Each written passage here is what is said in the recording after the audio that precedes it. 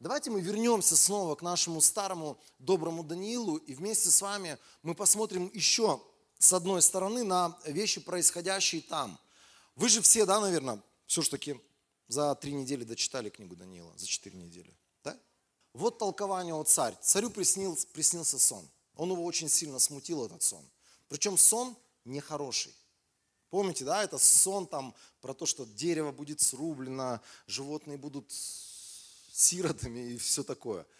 Вот толкование о царь. Это Даниил говорит царю Навуходоносору. И вот решение Всевышнего против моего господина царя. Я хочу, чтобы вы сейчас подумали, на минуточку задумались над тем, хотели бы вы попасть в подобную позицию, в какую попал Навуходоносор. Потому что здесь Бог практически через этот сон ему вынес приговор.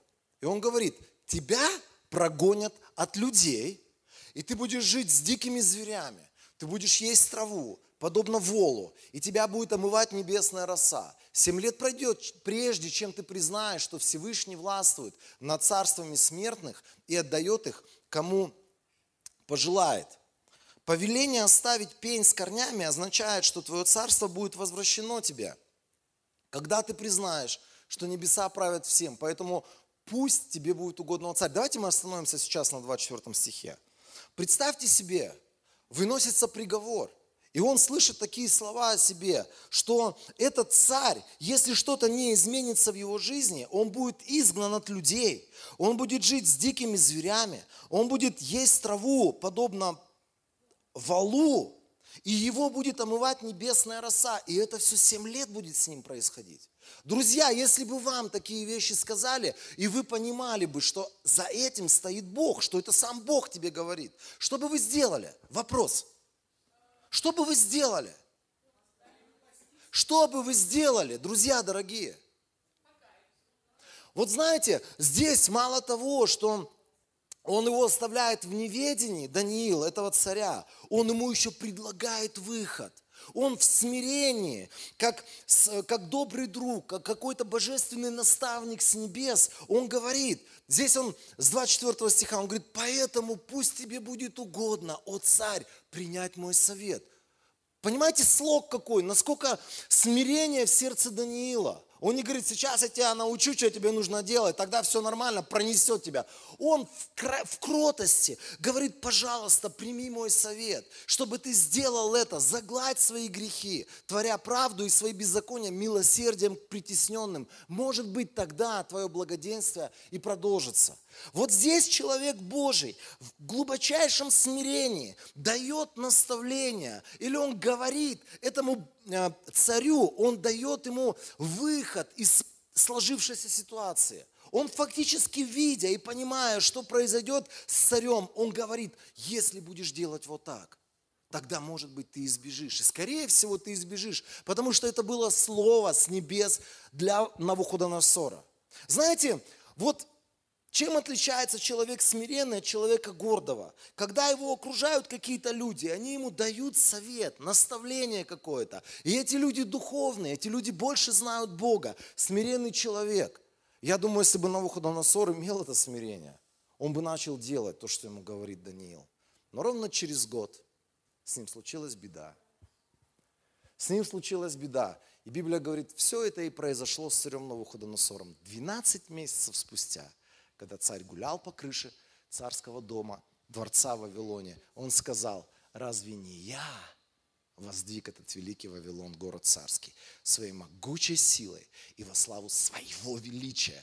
Эти слова еще были у него на устах, когда с небес раздался голос, и приговор был приведен в исполнение. Я не буду дальше читать, вы сами знаете, что случилось с этим мужчиной.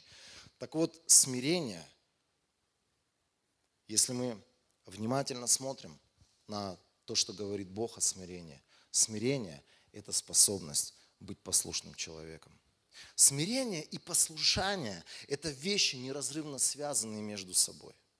Смирение – это способность просто, знаете, вот остановить самого себя, осадить самого себя и прислушаться к людям, прислушаться к каким-то ситуациям, обстоятельствам, к тем, кто окружает нас, прислушаться и сделать то, как эти люди тебе советуют. Знаете, я, думая о смирении или размышляя о смирении, я очень часто вспоминаю разные ситуации в своей жизни. Когда я пришел ко Христу, это, наверное, одна из больных тем моего сердца была, послушание. Я потому что был как бы таким бунтарем, я жил своей жизнью, своим умом. Мне вообще было неинтересно, что думают другие люди. Меня не волновало вообще мнение других людей. И когда я пришел в церковь, я стал понимать, что смирение – это способность прислушиваться к людям, которые тебя окружают, а особенно к людям, которые самим Богом поставлены в твоей жизни с небес, чтобы вдохновлять, благословлять, обличать, наставлять тебя. И это были люди, иногда, знаете, как мне казалось, не супер, не самые, например, духовные, не самые достойные, как мне казалось. Это были люди не самые, может быть, не самые крутые. И так иногда Бог со мной делал такие, я не знаю, шутка это можно назвать какая-то небесная. Бог давал мне в наставнике людей, над которыми я всегда надмевался. Знаете, вот была такая ситуация, когда я закончил, помню, библейскую школу, я вот сидел, у нас там в церкви было человек 300-400, я сидел где-то на последних рядах, вот как Сергей сегодня рассказывал, но если он там всех ненавидел, или как-то там, я не то что презирал, я думал, вот этот мужчина, пастор этой церкви, он как бы духовный, но вот после него второй по духовности это я. Как бы вот все остальные ребята нормальные, как бы немножко недалекие в каких-то вещах, а я-то уже продвинутый. Левел-то другой уже.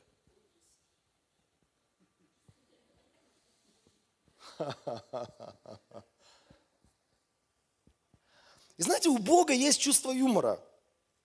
Я помню, когда я библейскую школу закончил, мы там служили в библейской школе, потом один уехал в Ош, другой там туда, я начал заниматься служением в пригороде Бишкека. Я там пытался, во всяком случае, начать церковь, начать какое-то служение, много чего не получалось, но была такая система, надо мной должен был находиться какой-то наставник.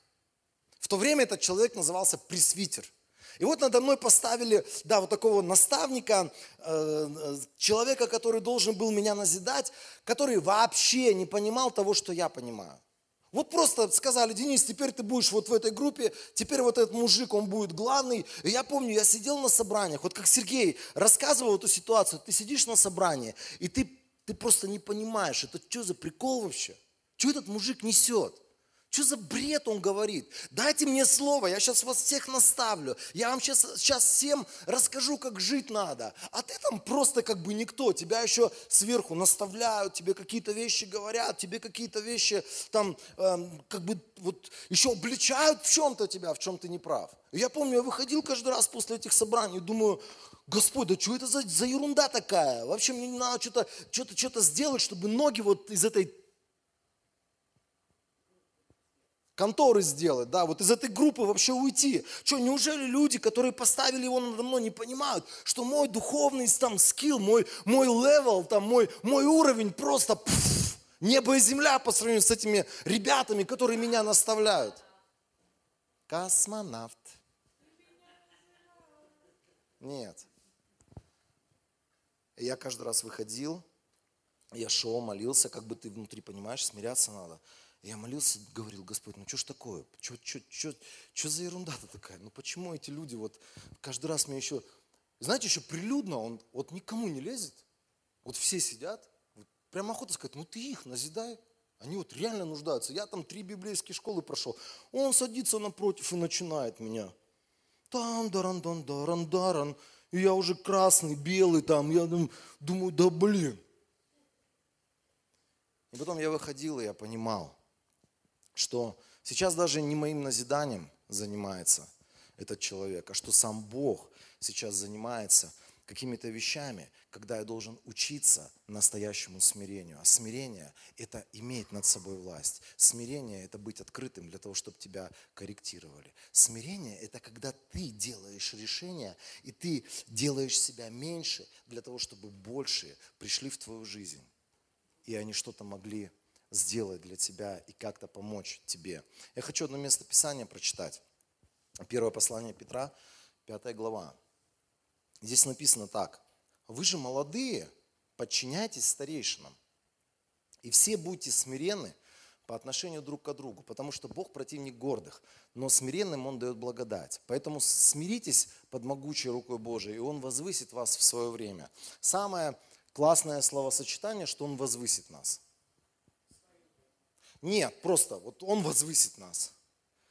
Вот просто вот дал бы Бог, было бы классно, вот чтобы по всей Библии, в каждой главе начиналась и заканчивалась она этими словами. Он возвысит нас. А вот все остальное давайте опустим. Мы иногда именно так и хотим, мы так и цитируем Писание. Нам не нравятся условия, нам нужно вот это вот, Он возвысит нас. Но здесь написано так, что вы же молодые, подчиняйтесь старейшинам. То есть мы приходим в какое-то собрание, мы рождаемся в каком-то собрании, или мы являемся частью какого-то собрания. Знаете, Бог так устроил церковь, что в каждом собрании есть люди, которых Бог поставил управлять или руководить церковью. И кто-то называется старейшина, кто-то называется служитель поклонения, кто-то называется служитель домашней группы, кто-то называется служитель детского служения или молодежного служения. Это люди, поставленные нам на добро.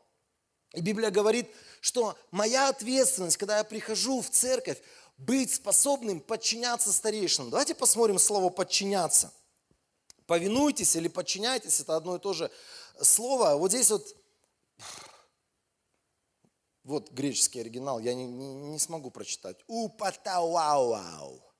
Это значит подчинять, покорять себя, повиноваться и слушаться. И знаете, подчинить себя или покорить себя я могу лишь добровольно и лишь сам. Меня никто не может подчинить, меня никто не может покорить. У нас сегодня есть, знаете, вот свободная воля. Мы можем выбирать сегодня людей, с кем мы общаемся. Мы можем выбирать сегодня даже собрания, в которые мы ходим.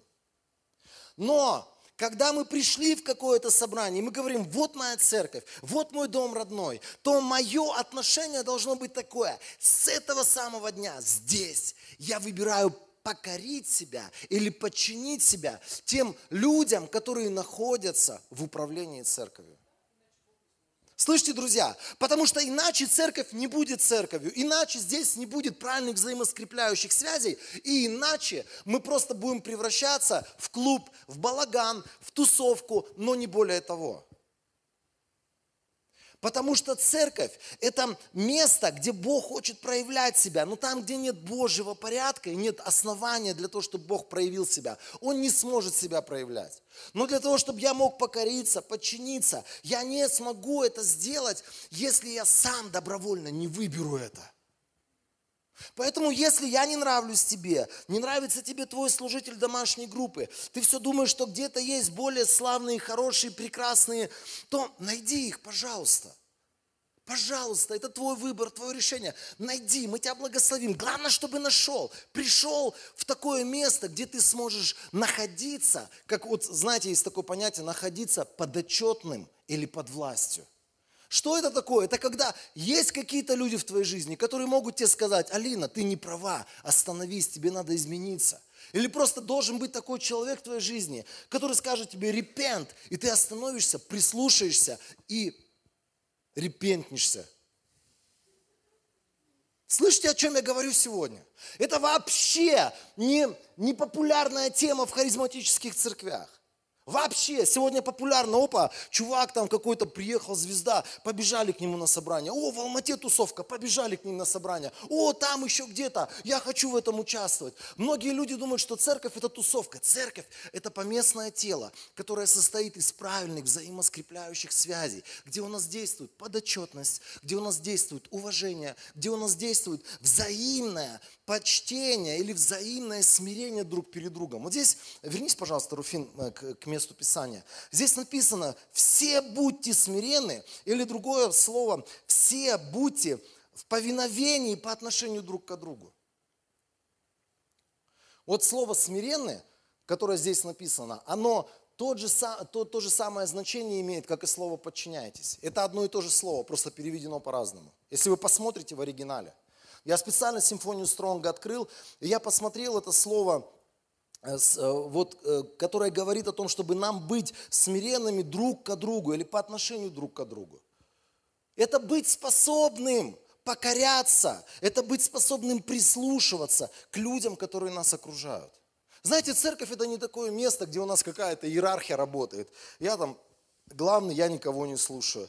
Там дядь Коля полуглавный, он слушает меня и больше никого не слушает. Артур как бы четверть главный, он слушает меня, дядь Колю, жену дядь Колю, или дочь дядь Коля и больше никого не слушает.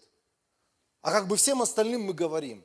Знаете, вот такая иерархия. И попробую к этому мужику подойти и сказать: Артур, брателло, что-то тут неправильно. Ты кто такой вообще?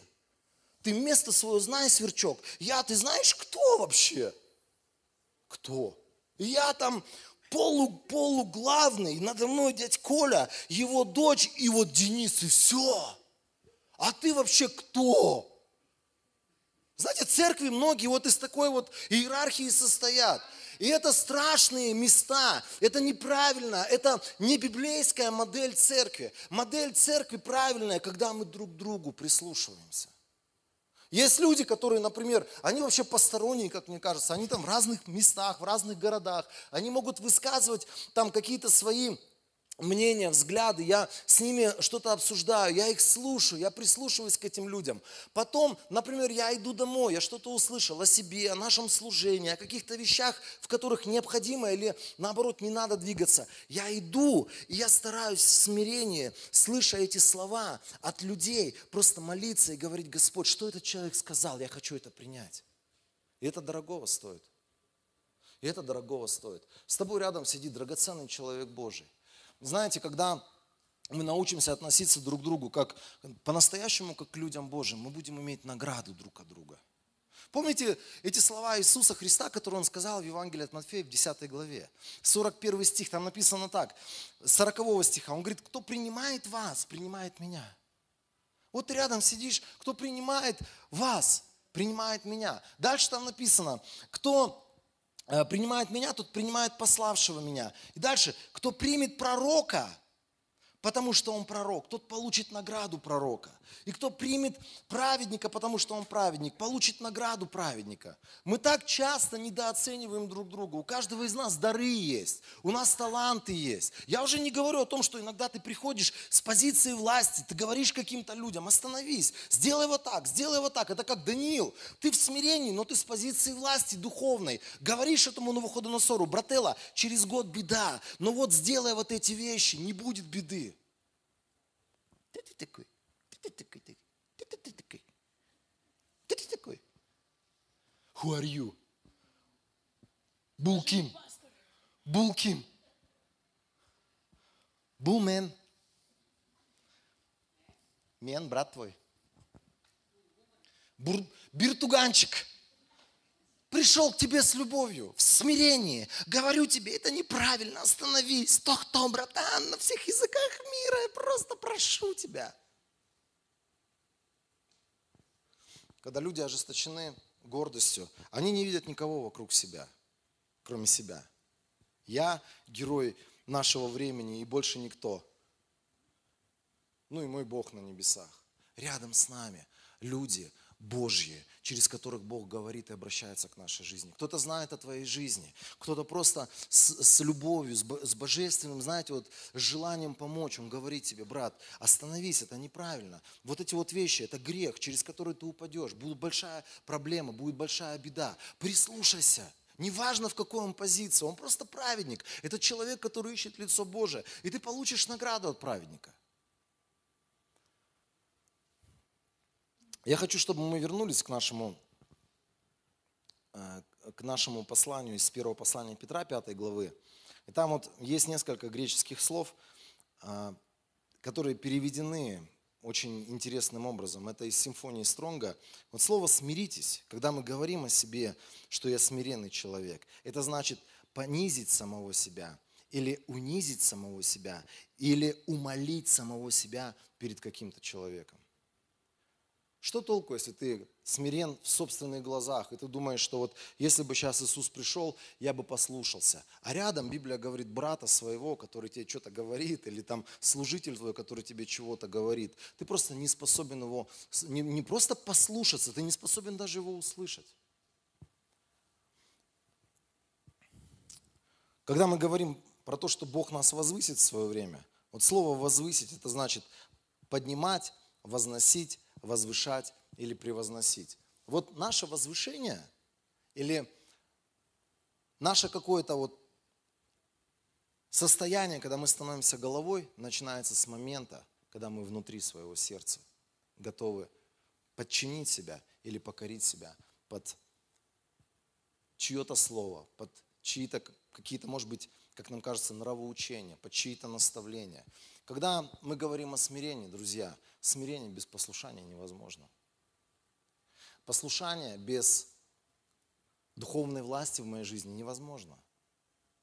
Духовная власть в моей жизни, она невозможна без конкретных людей. Людей, которые для меня являются сегодня наставниками, авторитетами. Людей, которые сегодня являются для меня людьми, к чьему мнению я всегда прислушиваюсь. Церковь, в которой, например, люди принимают какие-то решения, важные жизненные советы, где они не посоветовались, например, со своим наставником духовным, это церкви гордецов или церкви бунтарей, непослушных людей.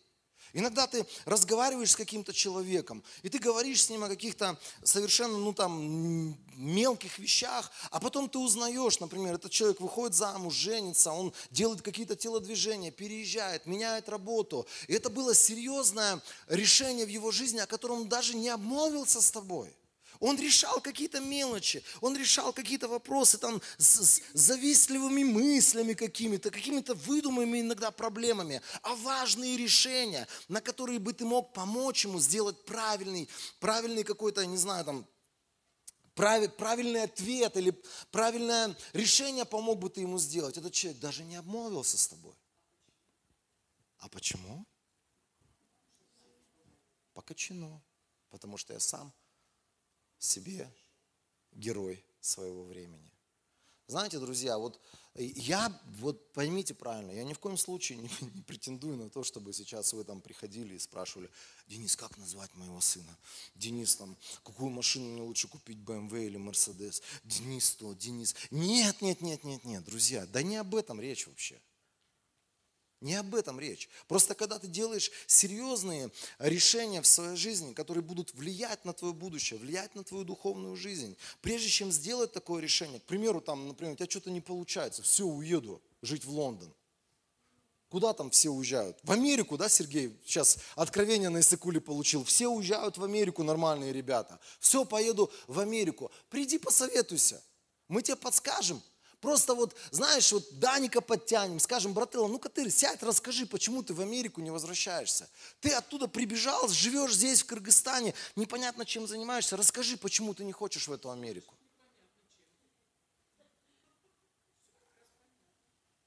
Когда ты решил выйти замуж или жениться на одном, на другом человеке, знаете, некоторые там с кем-то встречаются там подолгу, потом просто ставят тебя перед фактом: я, выхожу замуж или я женюсь, хочу, чтобы вы мне провели прекрасную церемонию, благословите меня. Сорян, брателло, я не знаю эту тетку, которую ты привел. Кто она такая? Как я вас могу благословить? Я вас первый раз вижу, мы с вами ни о чем не разговаривали никогда. Твое решение, может быть, это просто бред какой-то, который пришел из-за гормонов. Знаете, что такое гормоны? Когда ты год, когда ты 2, мечтаешь о жене, а потом ты уже готов на все. Я не хочу никого унижать, поверьте. Но есть такие важные решения в нашей жизни, которые люди, они от своей самонадеянности, от своей самоуверенности, они принимают эти решения. Да, там от горечи они могут это сделать, от какой-то внутреннего самомнения о себе самих, что я и так сам все знаю, я и так там эксперт во всех вопросах. Когда дело касается чего-то важного в своей жизни, имей всегда советчиков. Это признак всегда человека со смиренным сердцем. Это признак человека, который способен смиряться. Итак, чему я хотел бы, чтобы мы научились? Смирение – это прежде всего сегодня. И может быть ты сейчас выйдешь, ты киваешь головой, думаешь, вот Денис балбес, как он мог своего внука чертом обозвать? А ты выйдешь, а у тебя подобная ситуация произойдет.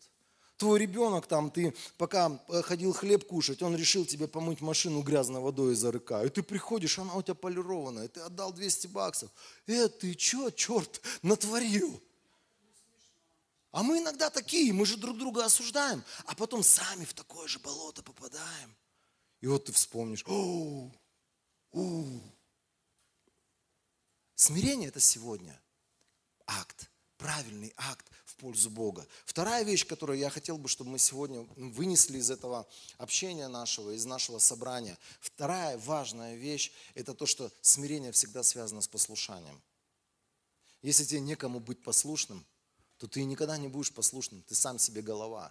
Найди людей, которых ты будешь уважать духовно. Найди людей, пред которыми ты будешь готов, скажем так, покорить себя и встать под их власть духовную. И просто быть человеком, который открыт для наставничества этих людей. Это люди должны быть не просто, знаете, прикольные там, сестра Татьяна блондинка, улыбается всегда. Вот хочу, чтобы она наставником моим была. Ты послушай, не торопись с таким наставничеством. Приди, спроси, Руфин, кто у вас тут в служении, к кому мне обратиться, в какое служение мне там, не знаю, погрузиться.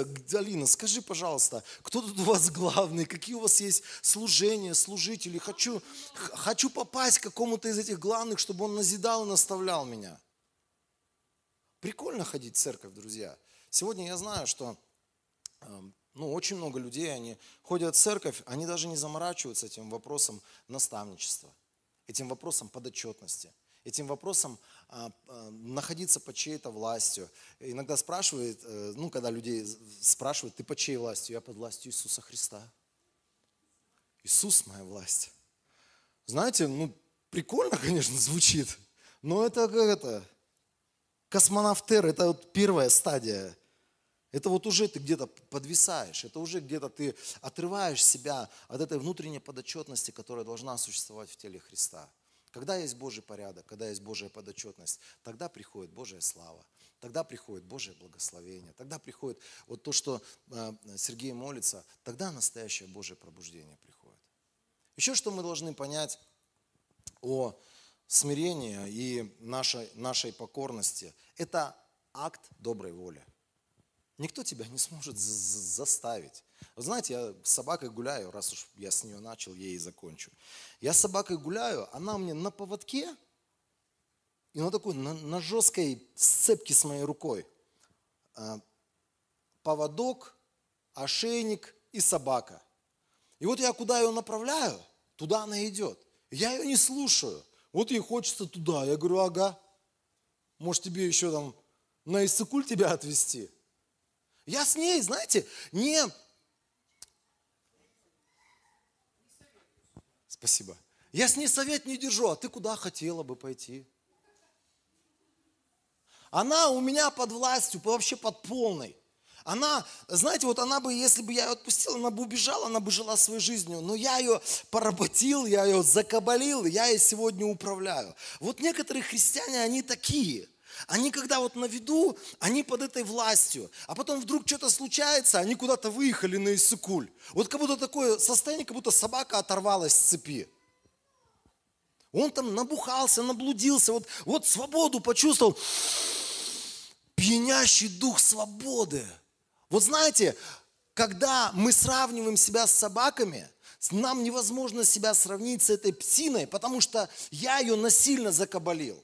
А когда мы говорим о наших отношениях с Богом, они не похожи на мои отношения с собакой, потому что я от своего сердца сделал это решение закабалить самого себя или подставить свою шею под Божью кабалу.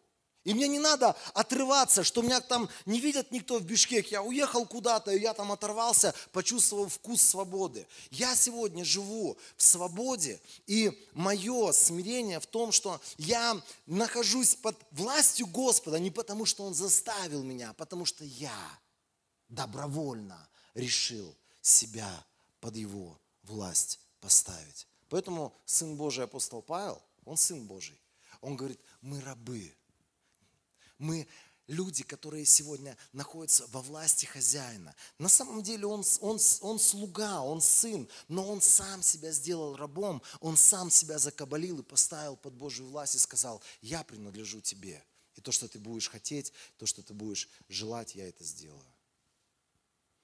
Друзья, давайте помолимся. Когда мы говорим о смирении, всегда это начало чего-то большого, всегда это начало каких-то славных вещей, славных свершений. Когда у тебя божественное смирение, семья твоя будет меняться, и дети твои будут это видеть, и ты без слов будешь приобретать их для Христа. Когда есть смирение, там работает настоящее Господнее влияние, Господнее действие происходит. Когда мы смиряемся перед Богом, в любой сфере, там будет божественное вознесение. Библия говорит, смиритесь под могущественную руку Божию. Смиритесь при тем, кто является сегодня нашим Господином. И Он вознесет нас в свое время. Это произойдет с нами.